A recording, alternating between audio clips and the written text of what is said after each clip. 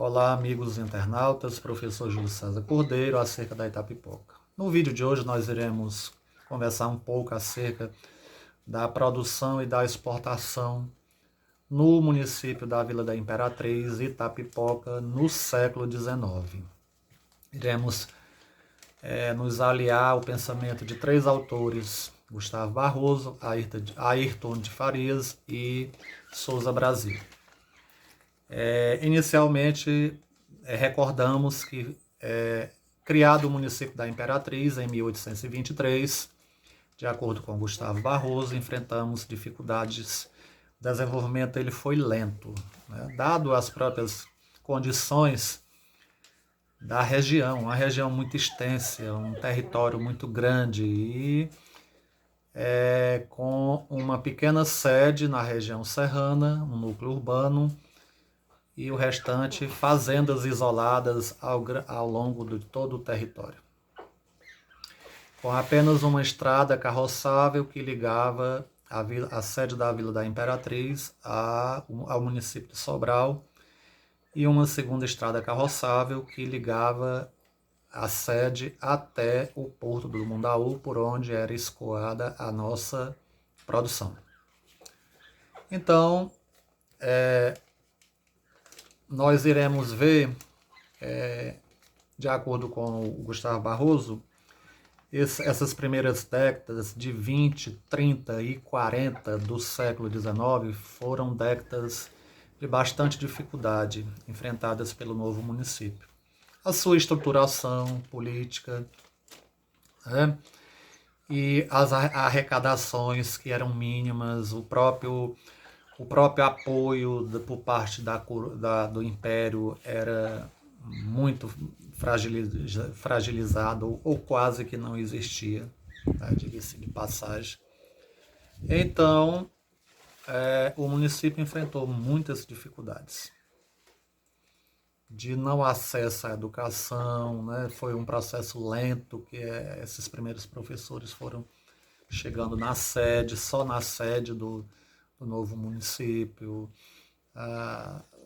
o não acesso à saúde, né, assistência à saúde,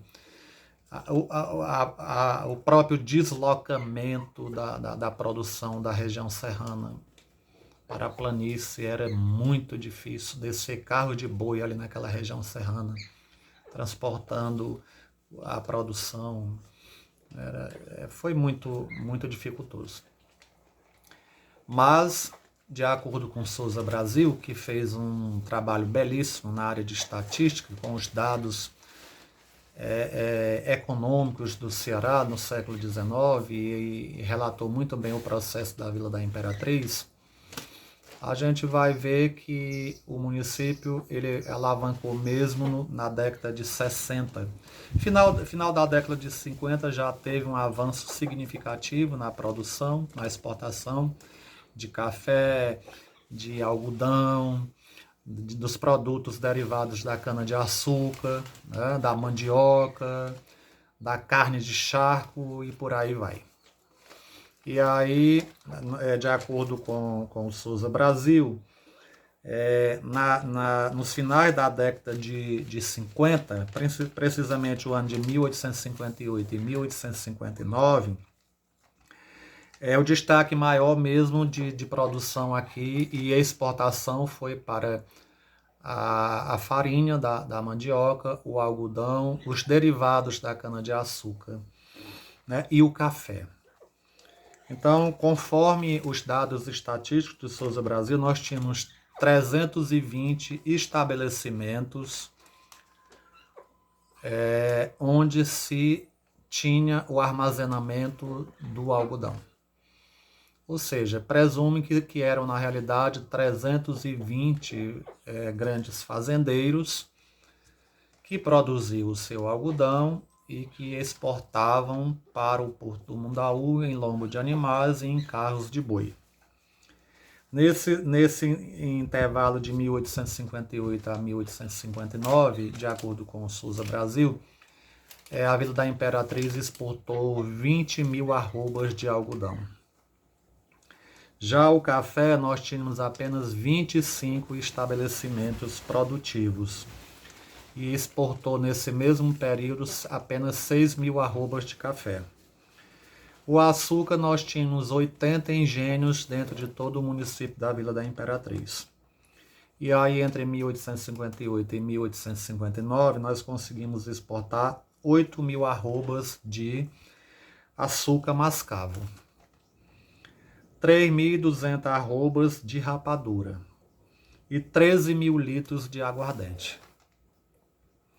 Farinha, 248 estabelecimentos e se conseguiu exportar 30 mil alqueires de farinha entre esses 2 anos, 58 e 59 do século XIX. O destaque maior nós vamos dar mesmo para a produção do algodão, principalmente na década de 60, né, do século XIX, porque é sabido que ocorreu a Guerra da Secessão nos Estados Unidos e nós atingimos um apogeu na produção do algodão aqui na Vila da Imperatriz e, consequentemente, na exportação. O Ayrton de Farias, ele nos diz que de 1865 até 1870, passaram pelos portos de Fortaleza 18.620.349 quilos de algodão. Então, parte desse algodão é sabido que saiu da Vila da Imperatriz. No tocante às finanças da Vila da Imperatriz, de 1855 a 1859, nós temos os seguintes dados conforme Souza Brasil. De 55 a 56, a Vila arrecadou R$ 147.170. De 56 a 57, R$ 147.620. De 57 a 58, R$ 587.458. E de 1858 a 59, que aí a Vila já teve realmente uma alavancada na produção do algodão nesse período, nós arrecadamos R$ 318.150. Esta foi a arrecadação do nosso município durante o quadriênio de 1855 a 1859, né? Nesse mesmo período, em 1860, a nossa população já era de 26.105 habitantes. O município era realmente uma extensão territorial muito grande, né? Eu já apresentei para vocês anteriormente o mapa. Então, em 1862, quando ocorreu a nossa transferência de sede da região serrana para a planície, aqui na atual sede de Itapipoca, nós conseguimos arrecadar naquele ano 9 contos de réis, R$ 497.541. Então, o apogeu mesmo de desenvolvimento econômico da Vila da Imperatriz, ele ocorreu mesmo na década de 60 do século XIX, com a produção do algodão. E aí a gente pode se perguntar, o município, naquela época, século XIX, arrecadava realmente dinheiro de onde? Né? Principalmente da sua produção, né? Das suas criações. Eram impostos sobre gêneros, né? Os gêneros alimentícios, sobre bebidas, sobre as redes de consumo, sobre as minúcias, né? Sobre a produção do fumo, nós também fomos produtores de fumo, né? Do pescado, dado que o nosso município tem litoral, né? Então naquela época já se arrecadava impostos sobre o pescado, da carne de charqueado, que também teve uma efervescência boa durante o século XIX. E aí vem os impostos sobre os prédios prediais, sobre as heranças de legado, sobre a posse de escravo, finanças criminais, né? Produção de farinha, produção de telhas e tijolos, né? Marcou muito a Itapipoca durante até o século XX também. A gente produzia, tínhamos as cerâmicas, né? Produzia muitos tijolos e telhas. Hoje já não se vê mais isso aqui na Itapipoca. Então foi mais ou menos isso, né? A produção e a arrecadação e exportação ocorrida na Vila da Imperatriz no século XIX. A produção muito acentuada de algodão, boa produção de café, da cana-de-açúcar principalmente também, né? Porque nós produzimos o aguardente, nós produzimos a rapadura e o açúcar mascavo, 3 derivados da cana-de-açúcar. Além do consumo interno, a produção era escoada, era exportada vendida para outras regiões, para outros municípios e até para fora do Brasil. Foi isto que marcou. As condições de transporte, lombo de animais ou carros de boi.